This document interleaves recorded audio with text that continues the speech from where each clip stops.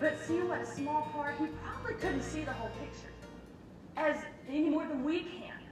We look at our kids and we're dealing with the daily grind and the issues and the stuff that we're embarrassed to talk to other people about because normal families, whatever that is, you know. So we feel alone in our journey.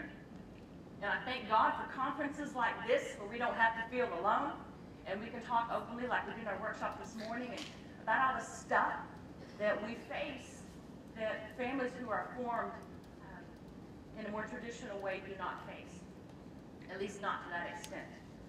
Children who've been loved from day one are not going to face the issues that some of our other children have faced and will face.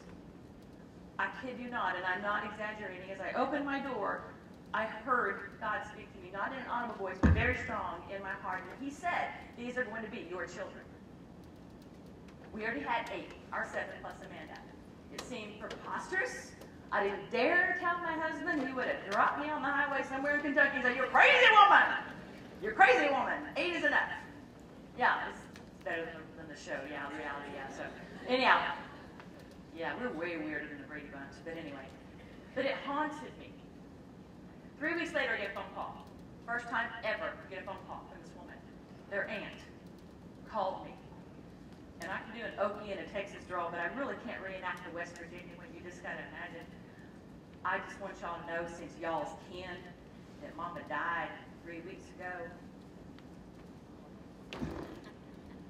Peeled me off the floor, wiped my tears away as I start profusely crying. I'm grieving for this woman. I'm grieving for these children. Here we go, another loss, orphaned again. We just couldn't let it go. We were compelled, as some of you are, to call that adoption worker in West Virginia. And they said, this young couple, and thinking, yeah, I'm young, I don't know about him. But anyway, that wanted these kids. And it wasn't because we had any lack of kids, I told you. He still does some funny things. But we're trying not to shame him for something like that. This kid went hungry for too long, so it's an innate thing that's hard to overcome. But he has a future now.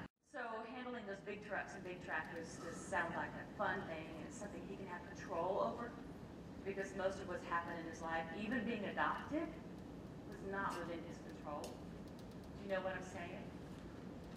So I don't want to add to his injury. I want to add to his healing. So as a parent, I want to say thank you for what you do. Therapists, the legal profession, social workers, whoever you are in this room, I truly want to thank you and encourage you that you are changing the world, not just for the children you touch, not just for the children you place in homes or you bring into your home, but for every person that that child will affect in their lives. I know these kids, when they have no control over something that happened early in their life, they're trying to have control over something. And many of them become great leaders because that same driving, I want to control things because everything has controlled me up to this point, creates leaders in the right environment.